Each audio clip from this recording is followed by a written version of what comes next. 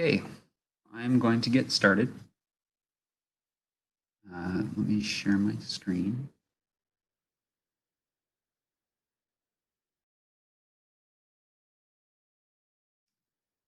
Okay, great. So this is the webinar for Silicon Valley Clean Energy's Priority Zone DC Fast Charging Program. Just a little bit of housekeeping before I get started. My name is Justin Zagunis. I am an analyst on the decarbonization and grid innovation team at Silicon Valley Clean Energy. This is the group that's primarily responsible for spinning up new programs. I have put everyone on mute, and so also as people come in, they should be left on mute as well. Planning to have time for questions at the end. This should be a fairly quick presentation. If you have questions, we can unmute at the end or can use the chat function and I can answer them then. I will also be recording this webinar and posting it likely on the program webpage. So with that, we will get started. This is a broad overview of what we're going to talk about today. I'm going to spend most of the time on the program summary, but did want to provide a little bit of the additional background on some of these other elements. So who is SVCE? We are a community choice energy agency formed by our local communities. Really, the mandate that we were given by our communities was this focus on decarbonization. And so that's guides our power offerings and it guides our programmatic activities. I think likely most of you know kind of how CCAs work, but SVCE procures the energy. PG&E still does the transmission and distribution of the energy to the end customer. So our role is really as an energy provider and customer program. SVCE is made up of 13 communities, as I mentioned. You can see them here on this slide. They're also on our webpage online at svcleanenergy.org. These communities are all within the county of Santa Clara. Note that cities of Palo Alto, city of Santa Clara, and the city of San Jose are not within SVCE service territory. And so our programs are focused on the communities that are within our jurisdiction. A little bit of background about this program. We developed about 6 months ago the EV Infrastructure Joint Action Plan that was created with a lot of stakeholder engagement and input to guide SVCE's actions in the EV infrastructure space. And that took a look at existing deployment, major barriers, and eventually articulated 6 new programs that we wanted to launch to try to support various entities in our territory. The Priority Zone Fast Charger program is one of those 6. I also wanted to mention and really bring this front to the top that there is going to be this Cali VIP project deployed in our territory, the California Electric Vehicle Infrastructure Project. There will be a 2-county Peninsula Silicon Valley project, which will be the entire counties of San Mateo and Santa Clara County. Specific to SVCE territory, there will be $12 million committed, half of which will be for L2 and half of which will be for fast chargers. And this Cali VIP project, has its own requirements, its own process. It's the first come, first serve type thing. It's going to look very similar to the way that Cali VIP has rolled out in other territories. And so we designed our programs in that EV Infrastructure Joint Action Plan to really leverage the Cali VIP incentives as much as we could. And so you'll see that in this program design as well. Now moving to the summary of the program.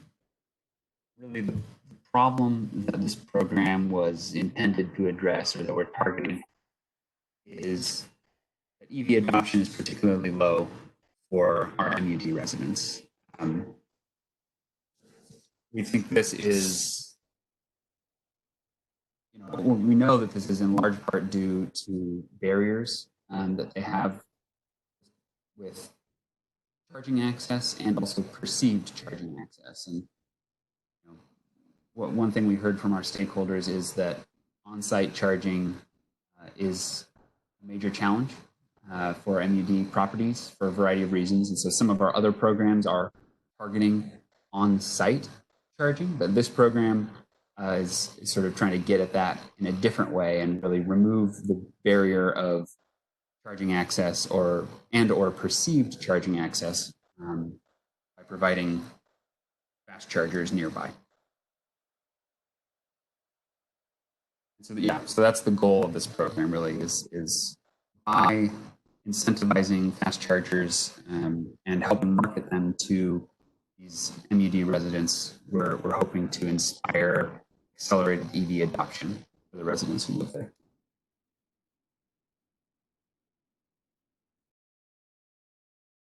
So I think the question then is, where are the places that we're hoping to get these chargers situated near? And so to answer that question, we performed an analysis of our service territory and identified 29 we call MUD clusters across our territory. What these clusters are, they were created based on a variety of metrics, but really you can think of them as concentrations of existing MUD units, particularly ones that we felt were going to have trouble deploying on-site charging or more trouble deploying it. And so you can view the map and find information on these clusters on the program webpage, which you see the link there. And really the core of this program is that we've created these clusters and we are now seeking applications with indicating proposed sites that serve the residents that live in these clusters. So the clusters denote MUD properties that we're particularly interested in supporting. And we're looking for you to propose sites to us that will do a good job serving those customers. What that means is that the sites could be in a cluster or they could be near a cluster. We're not prescribing that because we think that it could be that there's some really great sites that are just outside of a cluster or maybe a little further even from a cluster that actually are going to serve the residents who live there very well. And so ultimately, this will be part of the application as I'll mention in a moment. High level, here are kind of the key steps of this program, and this is articulated in more detail on our program webpage. I kind of wanted to talk through it here. So the first step is where we are now. We're looking for developers and other entities to apply to us for our additional incentives for these sites that are located near or in the MUD clusters that we identify.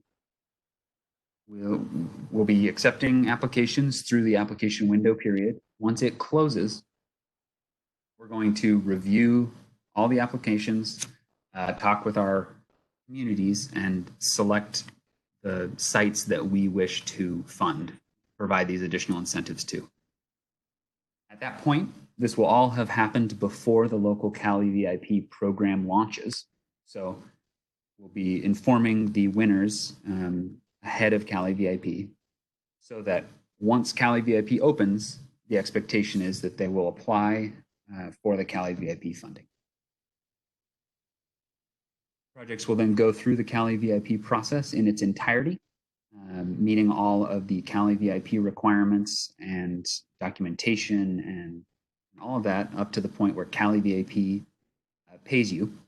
And at that point, you will inform SVCE. We will confirm that the project has been completed to Cali VIP's satisfaction, and then we'll pay our additional incentive. So we're not providing, or we're not requiring additional documentation or processing beyond what Cali VIP is already doing.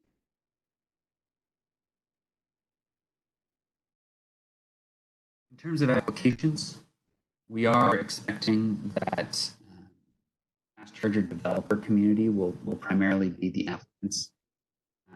Just based on the questions that we're asking, which are really focused on site selection and rationale, we think makes the most sense for them to be filling out these applications. That being said, their entities are able to. They'll just need to be able to attest to what we're asking for in the application. As I mentioned on the last slide, we are not adding any eligibility requirements or anything like that. We are really relying on Cali VIP.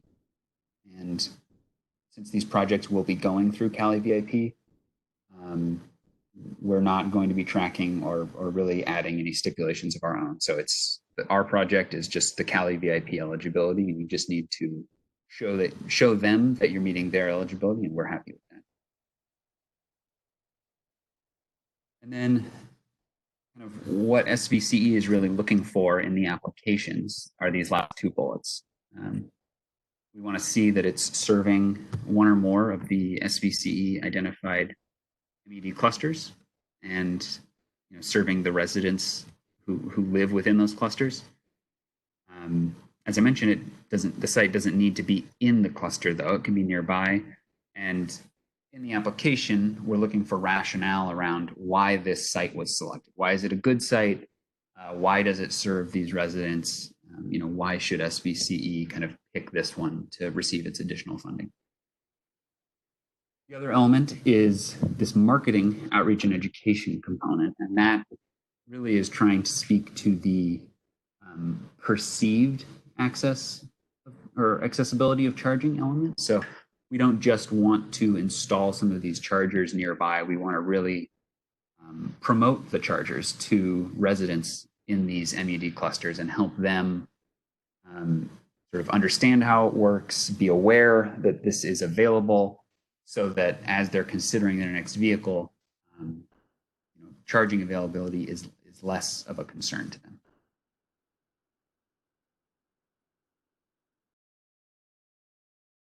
In terms of funding, we are our additional incentives. We're planning on offering $10,000 per charger as the additional incentive. And as I said, that's on top of what you'll be receiving through Cali VIP, which I've included a table here for what the draft Cali VIP incentives are per charger for fast chargers. But our 10,000 will be entirely additive to what you receive from Cali VIP.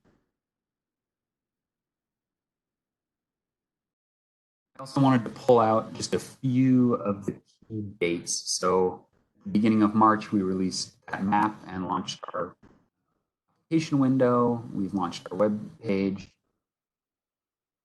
Right now, we have tentatively identified a date in April to close our application window. I want to note, though,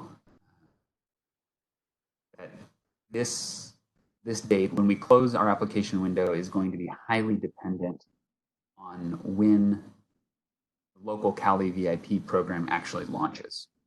And so right now, what we've heard, the last information we have is that Cali VIP launch in this region will be May 2020. Don't have details around when in May that would be. And so based on that, we've set this application window close date expectation of April. But as we get more clarity on when the Cali VIP launch will be, if it's late May, if it gets moved around at all or anything, we will come back and we'll be adjusting when our application window closes. Because really we're looking to give as much time as possible for the developers to go out, look for sites, look at the maps that we created of MED clusters, put that into your own processes for determining good sites, and really, think about this and come to us with some great proposed sites. And so we want to give that as much time as we can.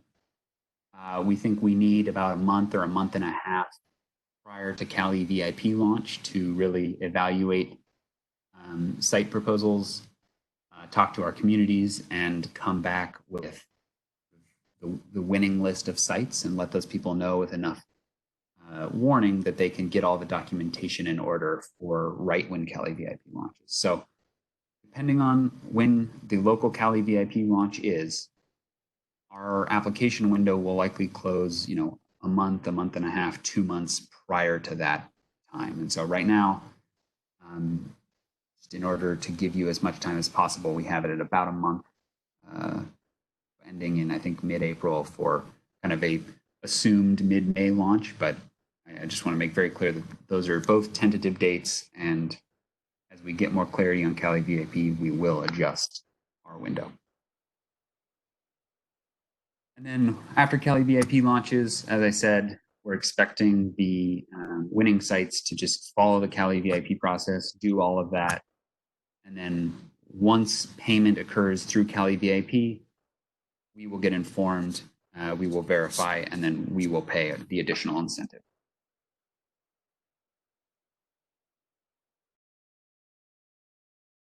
This is another thing that is spelled out on the webpage, but wanted to highlight here the format of the application. There are two sections that make up the application. There's an applicant information section, which is really what will provide SVCE some background information about the applicant, about the developer. What's their experience developing sites? What are kind of things that you typically do on the education and outreach side when you install a site? Really just helping us understand what your organization does and what its experience is. We're only expecting one applicant information section per application packet. The second document, which both of these are on the webpage, is a site-specific information section. And so we're expecting one of these sections to be filled out for each site that is being proposed. So if a developer is proposing 15 sites, they would fill out one applicant information section, and then they would fill out 15 distinct site-specific information sections. And the site-specific information section is really, where is this site? What are you proposing to install at this site? And what is the rationale behind selecting this site? Why is it a good fit? And what do you propose to do around marketing, education, and outreach for residents near this site?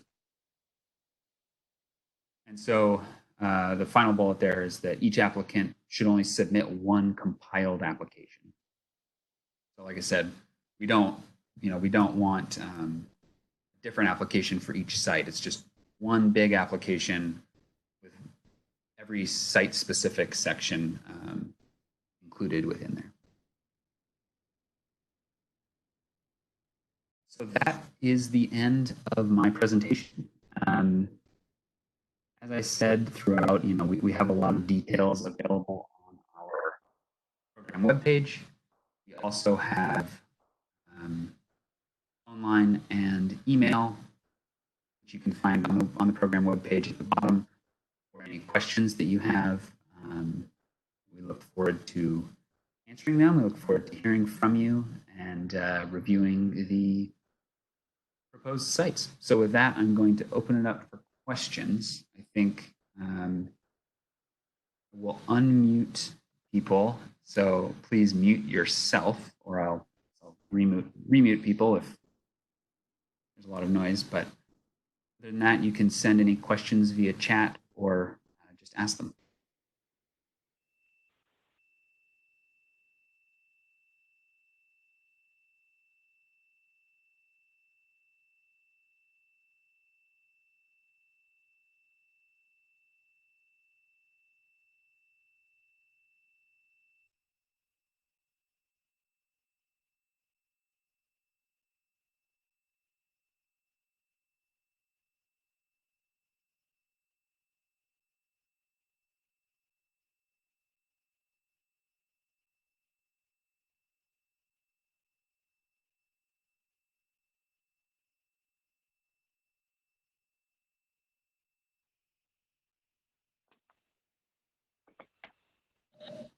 Hello, can you hear me?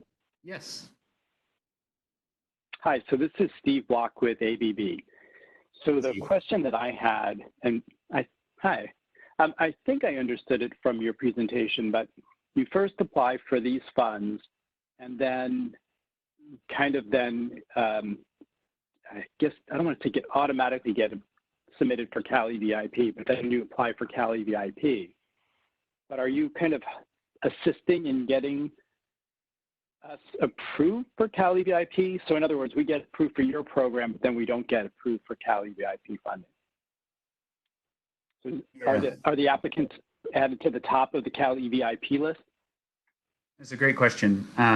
So Cali VIP is a first come, first serve process. And so there is no way to influence sort of the application. So we are not sort of providing a leg up in terms of getting a project approved through Cali VIP, because that's not something that we can do. So yeah,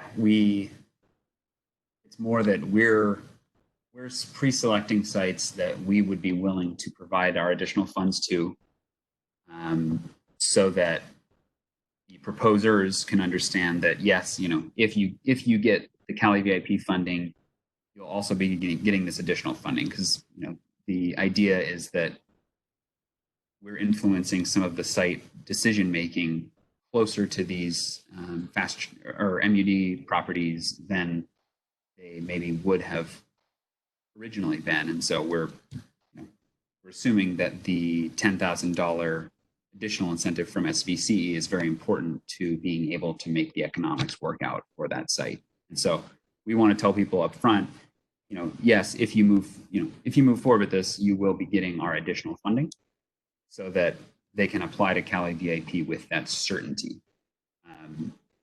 As you pointed out, there's not certainty though that they will be able to receive the Cali VIP funds, and so that's something that we're going to look at, and we'll work with our selected winners to help make sure that they have filled out the forms fully and are in good shape to sort of apply right when Cali VIP opens. But that's about the most we can do. Okay, so your intention is then to basically say you've been selected in advance of the funding for Cali VIP and their program to launch, right? Right. And so if you go into Cali VIP and you get that money, you know that you'll also get our money. Exactly. Perfect. That's correct. All right. Thank you.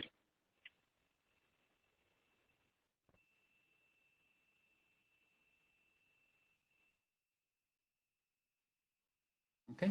Any other questions? If not, we can wrap it up. And I encourage you, as we get closer to the application window closure, to feel free to reach out to us through the email or phone options we provide online, and to please do keep an eye on the program webpage, because I expect the timeline to be adjusted once we have more clarity on when the local Cali VIP program will be launching.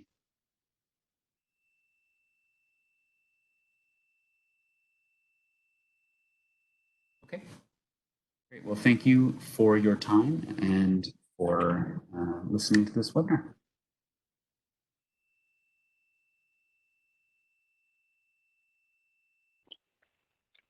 Bye now.